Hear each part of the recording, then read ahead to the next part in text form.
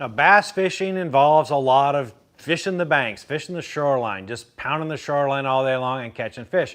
Why? Well, that's where the bass are. But not all banks are the same. And some banks produce better during certain times of the year than others. So how do you find the most productive hot spots for the time of year you're fishing? Well, first of all, it starts off with map study, right? You got to look at those contour lines. The wider distance between the contour lines means it's more of a gradual slope, more like a flat. And the tighter they are together, it means more of a drop. That's a sharper bank. They can produce different times of the year. As a general rule, spring and fall, those flatter gradual changes and transitions work best. And summer and winter, those more vertical and sharper banks are better. Beyond that, you got to go and check them out.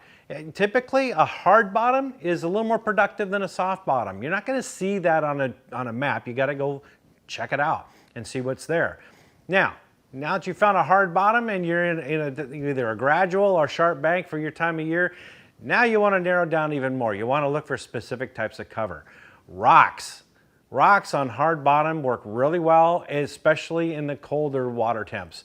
In early spring, late fall, and in the wintertime, scattered rock on hard bottom is golden, whereas logs tend to work better in the summertime, in the warmer months. It's not a hard rule, but typically, yes, that tends to be a trend. If you can find a sparse vegetation or scattered vegetation or maybe a weed line on it, even better. If you get some weeds with some scattered rocks and scattered logs, oh, it's fun. That's when you have the trifecta, and you're gonna get a lot of concentrations of bass population in those areas. So that's the type of thing you want to look for, trying to find a hot spot.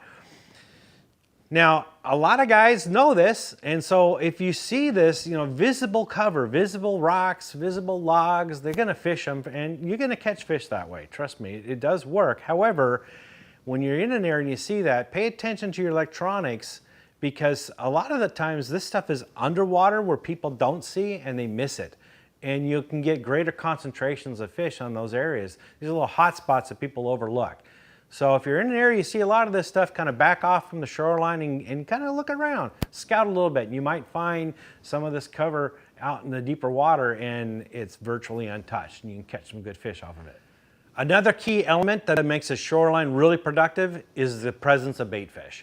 And there's a couple ways you can find them. First of all, look for activity. Look for baitfish jumping out of the water. Hey, that's pretty obvious that there's baitfish there. Yes, you can use electronics. And if they're in the immediate area, your electronics will pick them up, but a lot of times they're beyond that, beyond the reach of your electronics. So I look for bird activity, right? Loons floating around, cormorants, blue herring, these birds feed on baitfish. So the presence of them gives you an indication that there must be baitfish in the area, because they're hungry. They're not going to be in an area where they can't eat. So look for the presence of birds feeding on baitfish, and that's going to give you a good indication that there's baitfish around. Also, docks. Docks, man, whether they're on pilings or they're floating docks, they have algae on them, they have microorganisms on them. Baitfish feed on this stuff, and where the baitfish are, that's where the bass are. So if you got yourself an ideal bank that's got the rocks and the logs and the vegetation, and now you got some docks in there, look out, Betty. You gotta go fish those, because you're probably gonna catch yourself some fish. I wanna throw one more thing in the mix, and that is transitions and irregularities. If you find a straight bank with really nothing, kind of a know-nothing bank, that's not going to be as productive as something that's got some little cuts and coves and breaks, little drop-offs. Maybe it's got some culverts along there, little inlets. Those little changes and irregularities, transitions from chunk rock to pebble rock or to sand, those type of changes and transitions and changes in depth, those are the type of things that attract bass. So you want to look for that. Visually, you can see that just by looking at the shoreline, and then you can envision what goes underwater. But sometimes it doesn't happen that way. Sometimes it looks like a know-nothing bank, but if you go over it with your graph, you'll see that there's a lot of these changes and indentations, quick little drops. Doesn't have to be a big drop. 2 to 3 feet is all you really need, maybe even less than that.